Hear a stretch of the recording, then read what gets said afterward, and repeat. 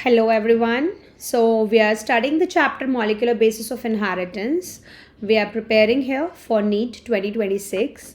हमने इस चैप्टर का इंट्रोडक्टरी पार्ट डीएनए, उसके न्यूक्लियोटाइड्स कैसे होते हैं, कैसे डीएनए का स्ट्रक्चर डिराइव हुआ, Watson and Crick model, central dogma of molecular biology, packaging of DNA helix both in prokaryotes and eukaryotes, right. Then हमने chemical composition of chromosome, search for genetic material, इसमें हमने transforming principle का experiment पढ़ा. फिर हमने Avery MacLeod McCarty का experiment पढ़ा. फिर हमने हर्शे एंड चेज एक्सपेरिमेंट पढ़ा. then we started the properties of genetic material, right, the RNA world, and then the replication of DNA we started and its mechanism as well, right now. So आज हम अपना continue करने वाले हैं transcription से. ठीक है, आपको कोई भी प्रीवियस टॉपिक पढ़ना है, you can please refer to my previous sessions for that. आज हम अपना क्या कंटिन्यू करेंगे, ट्रांसक्रिप्शन हम स्टडी करेंगे आज. ठीक है, ट्रांसक्रिप्शन हम स्टडी करेंगे. ठीक है, तो ट्रांसक्रिप्शन क्या है? ट्रांसक्रिप्शन में बेसिकली क्या होता है कि जेनेटिक इन्फॉर्मेशन जब कॉपी होती है from one strand of DNA into RNA, ठीक है ना, that is your transcription obviously. So what we can write here is that process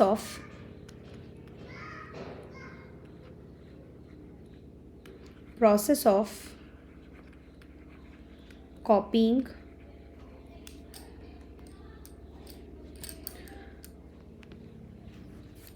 genetic information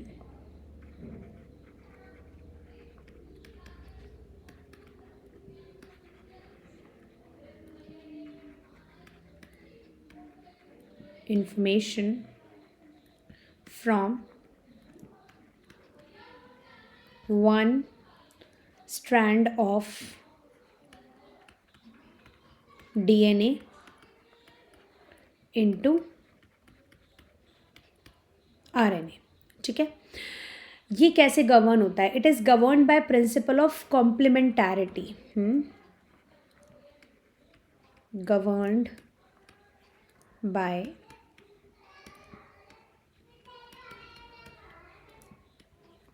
principle of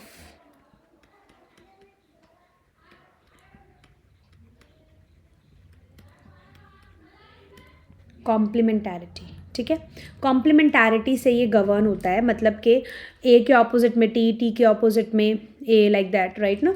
although यहाँ पर आरएनए बनेगा तो ए के ऑपोजिट में यू आएगा. ठीक है, सो यहाँ पर क्या होता है, only one strand of DNA acts as template.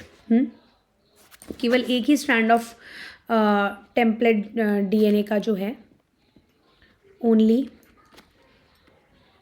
One strand of DNA acts as template due to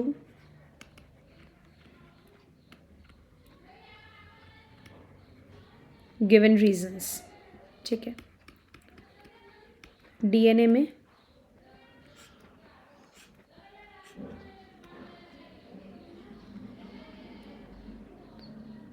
ये दो पॉसिबिलिटीज़ हैं.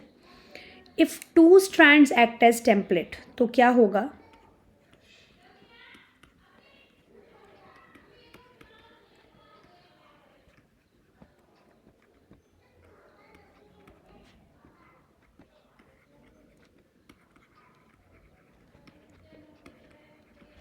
Act as template. अगर दोनों स्ट्रैंड टेम्पलेट की तरह एक्ट करेंगी तो क्या होगा? दोनों स्ट्रैंड के ऑपोजिट में दो आरएनए बनेंगे ऑब्वियसली, है ना. टू आरएनए,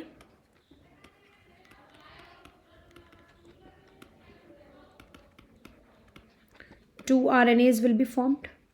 ठीक है, अब जो ये दो आरएनए बनेंगे, या तो ये हो सकता है कि ये दोनों आरएनए, पहली पॉसिबिलिटी क्या हो सकती है, क्या कि both of them code for two different proteins, है ना. Both of them code for two different proteins, ये हो सकता है, या फिर बोथ आरएनएज जो हैं वो एक दूसरे के कॉम्प्लीमेंट्री हो जाए, ठीक है, both RNase would be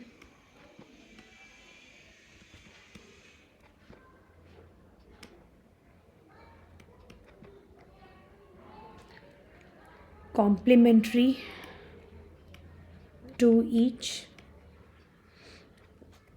other, ये भी हो सकता है, ठीक है। तो अगर both of them code for two different protein, है ना, अगर पहला केस होता है कि मतलब दोनों ही आरएनए दो डिफरेंट प्रोटीन्स को ये बना रहे हैं, तो उससे क्या होगा, जेनेटिक इन्फॉर्मेशन ट्रांसफ़र मशीनरी जो है वो काफ़ी कॉम्प्लिकेट हो जाएगी, है ना। इससे होगा क्या कि जेनेटिक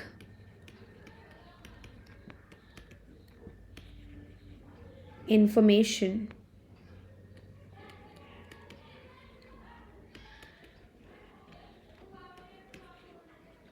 ट्रांसफ़र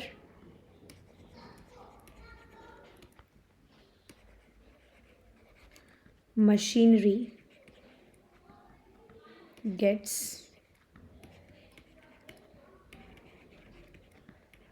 complicated, राइट। और अगर दोनों आरएनए एक दूसरे के कॉम्प्लीमेंट्री हैं, ठीक है, तो ये भी हो सकता है कि डबल स्ट्रैंडेड आरएनए बन जाए, है ना। तो इस केस में क्या हो सकता है, double stranded RNA will be formed, ठीक है। अब अगर केवल एक ही स्ट्रैंड एज अ टेम्पलेट की तरह एक्ट करेगा, दूसरा हम केस देखते हैं, if only one strand, if only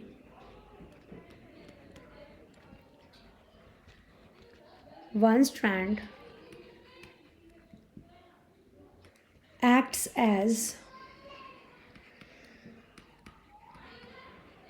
template, तो क्या होगा, single stranded RNA will be formed, है ना। सिंगल स्ट्रैंडेड आरएनए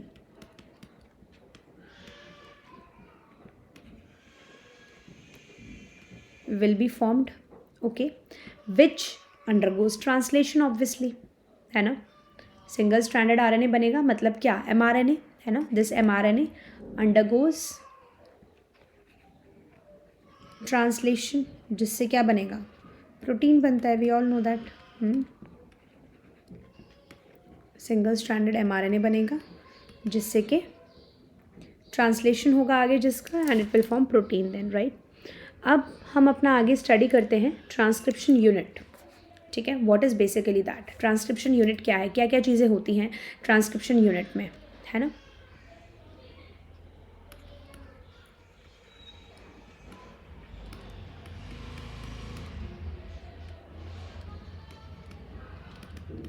तो ट्रांसक्रिप्शन यूनिट में होता क्या है कि it's a segment of DNA which takes part in transcription, है ना। ट्रांसक्रिप्शन यूनिट क्या है,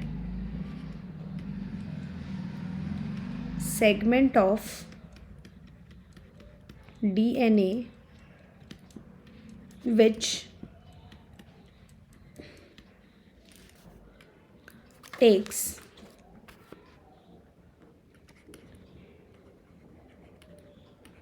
पार्ट इन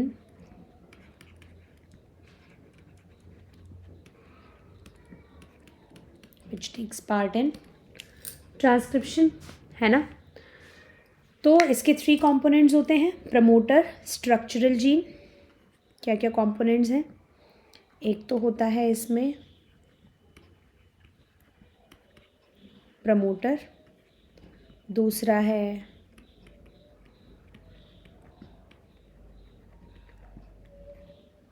स्ट्रक्चरल जीन, और तीसरा है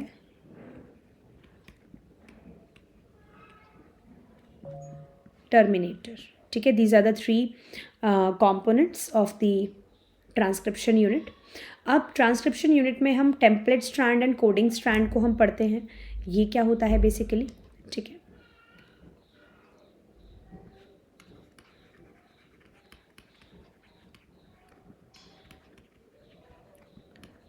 template strand and coding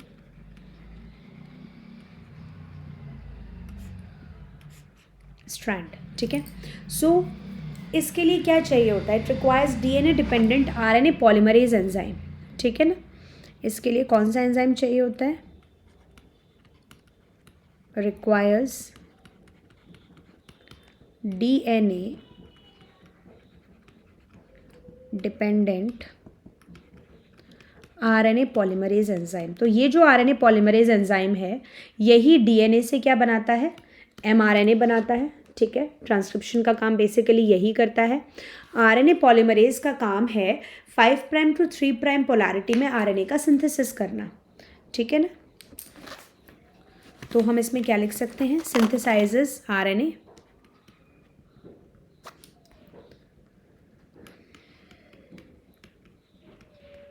synthesizes RNA from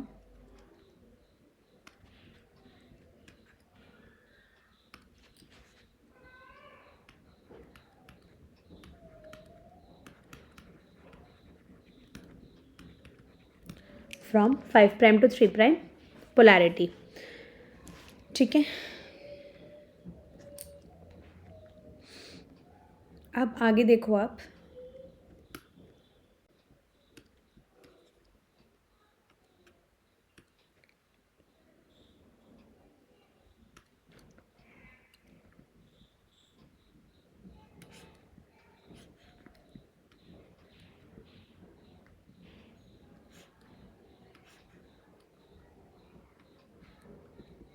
तो this is the strand going from this 5 prime to 3 prime और ये ऐसे 5 प्राइम टू 3 प्राइम जा रहा है. ठीक है. सो आप यहाँ पर क्या बोलोगे कि अकॉर्डिंग टू द ये आपका कोडिंग स्ट्रैंड. ठीक है ना. कोडिंग स्ट्रैंड का जो 5 प्राइम एंड है this is the coding strand. ठीक है. ये आपका जो 5 प्राइम टू 3 प्राइम जा रहा है ये स्ट्रैंड ये आपका कोडिंग स्ट्रैंड है. एंड जो कि 3 प्राइम टू 5 प्राइम है this is the template strand. Right ना. Which will act as template. है ना. इसी के ऑपोजिट में RNA बनेगा. इसी के कॉम्प्लीमेंट्री RNA बनेगा. ठीक है. तो कोडिंग स्ट्रैंड का जो 5 प्राइम एंड है this is the 5 prime and. Coding strand का जो 5 प्राइम एंड होता है उस तरफ क्या होता है? उस तरफ प्रमोटर सीक्वेंस होता है. ठीक है. क्या होता है उस तरफ?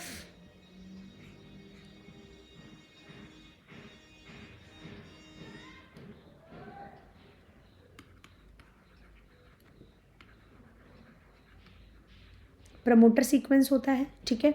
और कोडिंग स्ट्रैंड के 3 प्राइम एंड की तरफ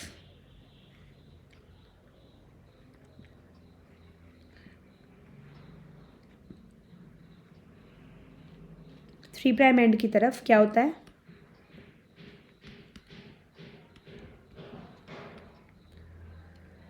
टर्मिनेटर सीक्वेंस होता है. ठीक है. और इसके बीच में क्या होते हैं? आपके स्ट्रक्चरल जीन्स होते हैं. है ना.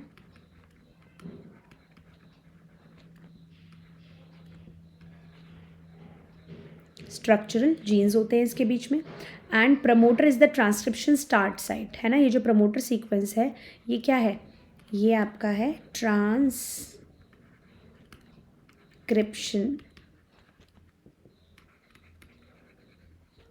Start site. ठीक है. अब देखो template strand and coding strand के बारे में अब हम डिटेल में पढ़ते हैं. ठीक है. तो इसमें हम सबसे पहले देखते हैं प्रमोटर के बारे में. है ना. प्रमोटर क्या करता है? देखो. प्रमोटर यूजुअली प्रेजेंट होता है towards the 5 prime end of the structural gene. जैसा कि मैंने यहाँ पर बताया है ना. स्ट्रक्चरल जीन का जो 5 प्राइम साइड है या फिर आप बोलो कोडिंग स्ट्रैंड का जो 5 प्राइम साइड है उस तरफ आपका प्रमोटर सीक्वेंस होता है. ठीक है. तो हम इसमें क्या लिख सकते हैं? Present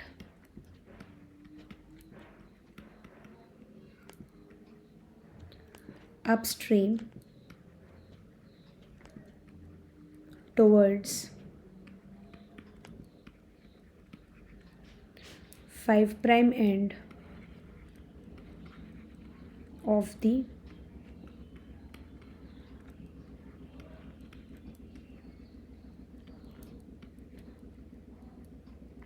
of the structural gene, right, and promoter पर ही आकर आरएनए पॉलीमरेज जुड़ता है, राइट ना. So it is a binding site of RNA polymerase, right, provides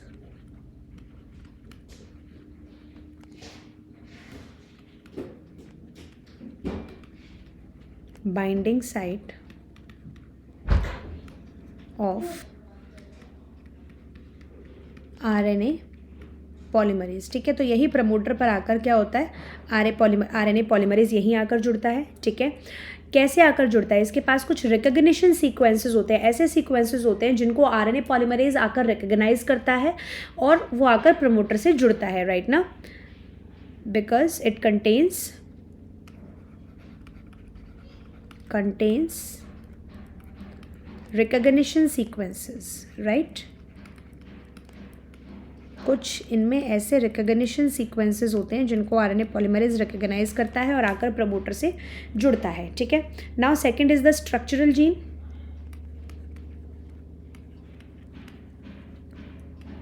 दूसरा है अपना ये स्ट्रक्चरल जीन. ठीक है, तो स्ट्रक्चरल जीन ही आरएनए में ट्रांसक्राइब होता है बेसिकली, है ना. ना प्रमोटर होता है ना टर्मिनेटर होता है, ये तो बस हेल्पिंग है एक तरीके से, लेकिन मेन जो ट्रांसक्रिप्शन होता है वो स्ट्रक्चरल जीन का ही होता है. ठीक है, this is only transcribed as RNA, transcribed as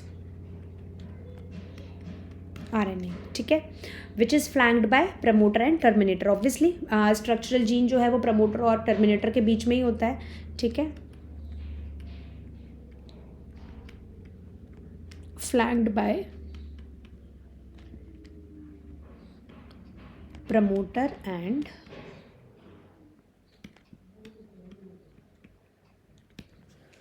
terminator. ठीक है, अब आ जाओ टर्मिनेटर पर. Present at 3' and.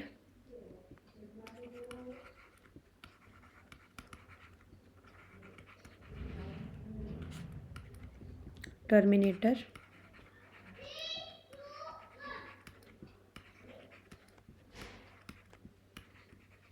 present at 3' end, and it terminates the process of transcription, right.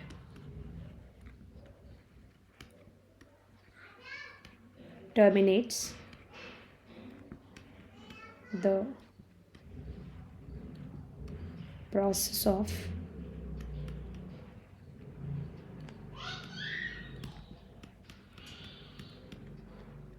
Transcription. ठीक है, तो प्रमोटर और टर्मिनेटर की जो पोजीशन है that is with respect to the polarity of coding strand, जैसा कि मैंने बताया. ठीक है ना, है ना. कोडिंग स्ट्रैंड के 5' एंड की तरफ प्रमोटर और कोडिंग स्ट्रैंड के 3' एंड की तरफ टर्मिनेटर. So what we can write here is that the position of promoter and terminator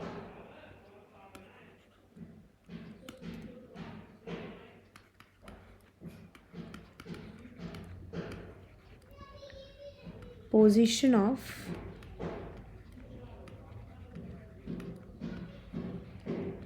promoter and terminator is defined with respect to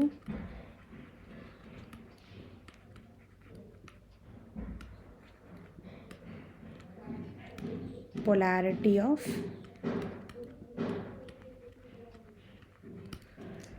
coding strand, right. So by switching the position of promoter and terminator, template and coding strand can be switched, है ना. अगर आप इनकी position को switch करोगे तो template और coding strand भी स्विच हो जाएंगी.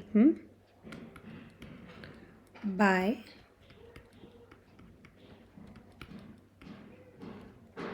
switching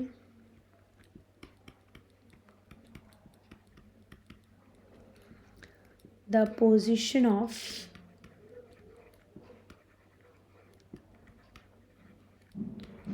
promoter and terminator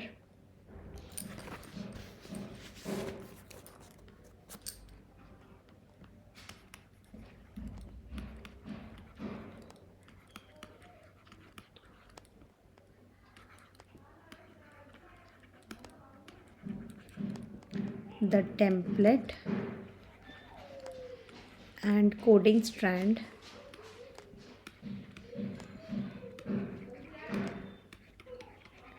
can be switched. ठीक है, अब हम आगे स्टडी करते हैं transcription unit and the gene इसमें.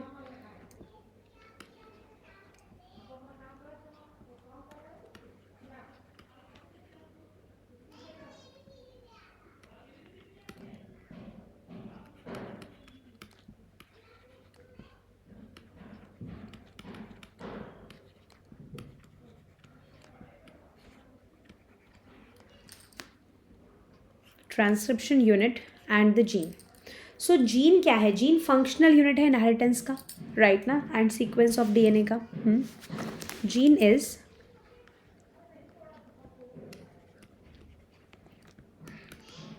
Is functional unit of inheritance obviously. ठीक है, इनहेरिटेंस का जो फंक्शनल यूनिट है, जो एक्चुअल में इनहेरिट होता है, ठीक है ना, जो कि किसी भी कैरेक्टरिस्टिक के लिए कोड करता है, that is your gene only, right. So gene is the functional unit of inheritance and it's a segment of DNA or a sequence of DNA, you can say, right. It's a sequence of DNA. ठीक है, क्योंकि DNA tRNA और RNA के लिए भी code करता है, सो cistron जो है वो फंक्शनल यूनिट है जीन का, which is coding for a polypeptide. ठीक है, since DNA also codes for tRNA and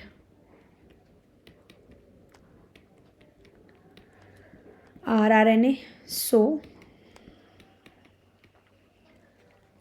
cistron is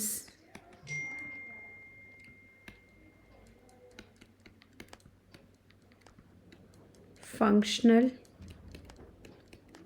unit of a gene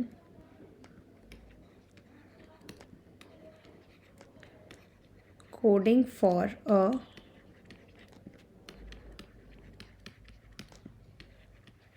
polypeptide.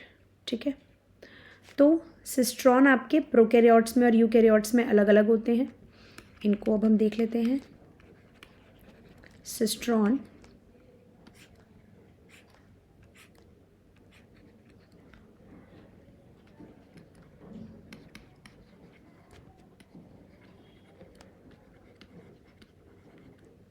Prokaryotes में अलग होते हैं और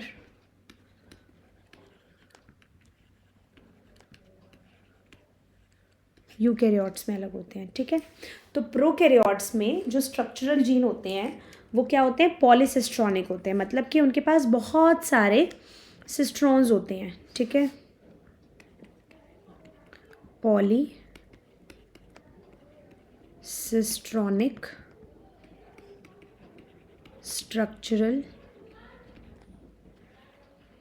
जीन. ठीक है, और यूकैरियोट्स में कैसे होते हैं? मोनोसिस्ट्रॉनिक, राइट ना. एक स्ट्रक्चरल जीन में एक ही सिस्ट्रॉन होता है. ठीक है, that is having monocistronic structural gene. ठीक है, तो क्योंकि प्रोकैरियोट्स में आपके पॉलीसिस्ट्रॉनिक स्ट्रक्चरल जीन है, बहुत सारे सिस्ट्रॉन्स हैं, तो हर सिस्ट्रॉन पर्टिकुलर पॉलीपेप्टाइड के लिए कोड करता है. तो क्योंकि यहाँ पर बहुत सारे सिस्ट्रॉन है, तो they will code for different proteins and different polypeptides, right ना. तो code for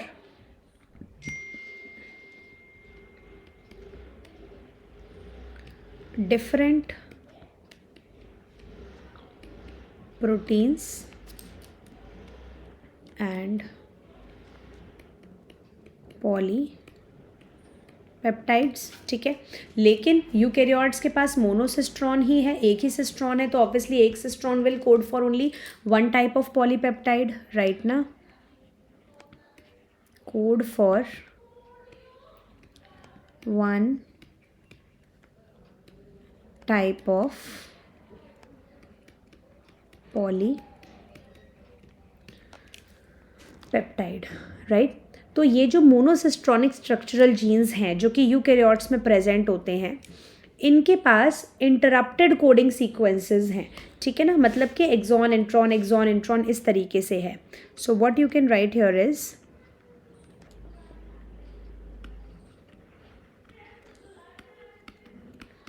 monocistronic gene has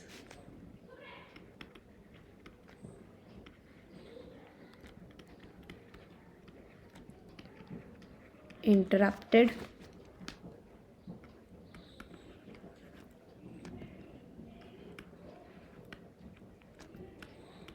coding sequences, right. कैसे? जो इंटरप्टेड कोडिंग सीक्वेंसेस हैं, है ना, मतलब इसमें क्या है कि कोडिंग सीक्वेंस है क्या, एक्सॉन, है ना, coding sequence exon are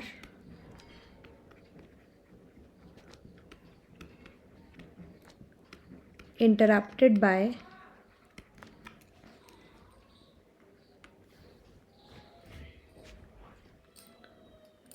non-coding sequences intron. ठीक है, तो जो ये कोडिंग सीक्वेंस है एक्सॉन्स, है ना, बेसिकली ये कोडिंग सीक्वेंसेस हैं जो कि कोड करते हैं किसी भी पॉलीपेप्टाइड के लिए, राइट ना. तो वो किससे इंटरप्ट हो रहे हैं यहाँ पर, इंट्रॉन से इंटरप्ट हो रहे हैं, राइट. तो इसीलिए आप मोनोसिस्ट्रॉनिक जीन्स को हम स्प्लिट जीन्स भी बोलते हैं, ठीक है. हम इसीलिए इनको क्या बोलते हैं, और दूसरे शब्दों में स्प्लिट जीन्स भी हम इनको बोलते हैं, क्योंकि इनके जीन्स जो हैं वो स्प्लिट हैं ऑब्वियसली, है ना, मतलब कि एक्सॉन इंट्रॉन इस तरीके से हैं, ठीक है. Now let us talk about the types of RNA. हम इनका एक कंपैरेटिव स्टडी पढ़ते हैं आरएनए के टाइप्स की, ठीक है.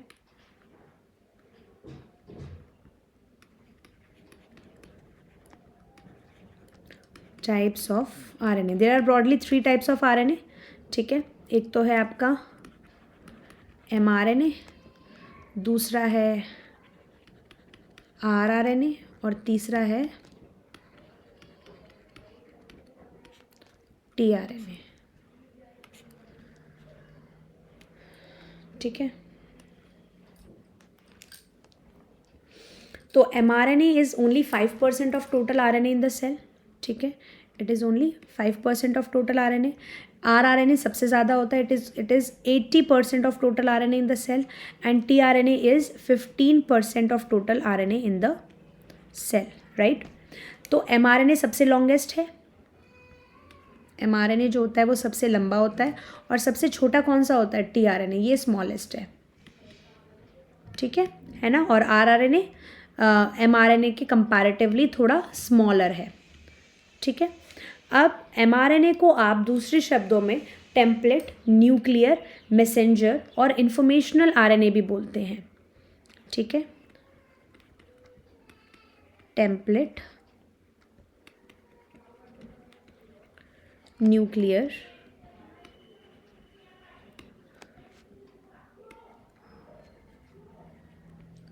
मैसेंजर और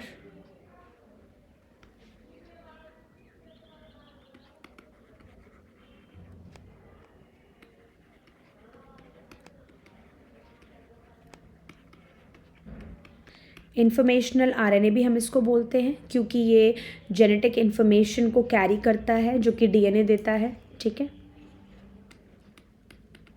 as it carries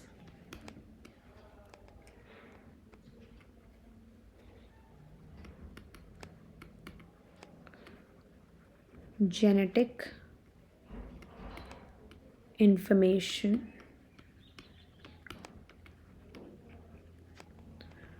provided by DNA, ठीक है. अब जो आरआरएनए है has structural and catalytic role during translation, है ना. इसके पास क्या है, हैज़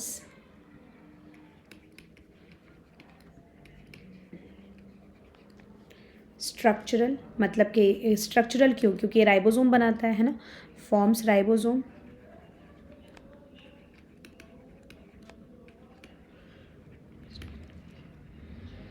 and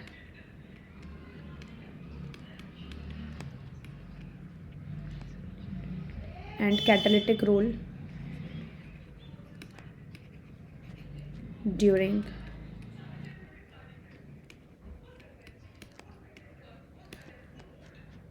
ट्रांसलेशन. और जो ये tRNA है it is also called as soluble और अडेप्टर RNA, क्योंकि ये अमीनो एसिड को लेकर आता है at the time of translation, है ना. इसको आप सॉल्युबल और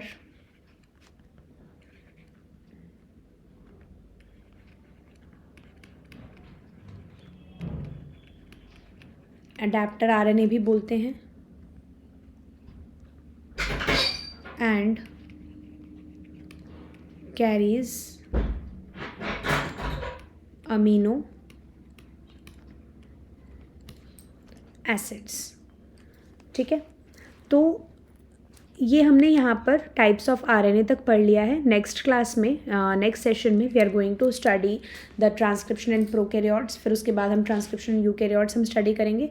आज जो हमने पढ़ा अबाउट दी ट्रांसक्रिप्शन, ठीक है, हमने क्यों एक ही स्ट्रैंड ऑफ DNA ट्रांसक्राइब होता है, क्यों दोनों नहीं होते हैं, वो हमने पढ़ा. ट्रांसक्रिप्शन यूनिट के क्या क्या कंपोनेंट्स हैं, प्रमोटर, स्ट्रक्चरल जीन, टर्मिनेटर, कहाँ कहाँ इनका पोजीशन होती है, क्या क्या इनका काम है. ठीक है, फिर हमने transcription unit and the gene obviously cistron के बारे में हमने पढ़ा. प्रोकैरियोट्स में कैसा है, यूकैरियोट्स में कैसा है. देन हमने टाइप्स ऑफ RNA आज स्टडी किया, mRNA, rRNA and tRNA, right. आपको इससे रिलेटेड अगर कोई भी क्वेरी है you can comment below in the chat box and I will take that query in the next session. ठीक है, और इससे रिलेटेड अगर कोई भी पॉइंट में आपको डाउट है तो मैं वो टॉपिक भी आपको समझा सकती हूँ अगले सेशन में. Do let me know. Okay, next session में हम लोग स्टडी करेंगे transcription in prokaryotes and eukaryotes. Hope you all enjoyed the session and got the concepts very clearly. Bye bye. Good day. Take care.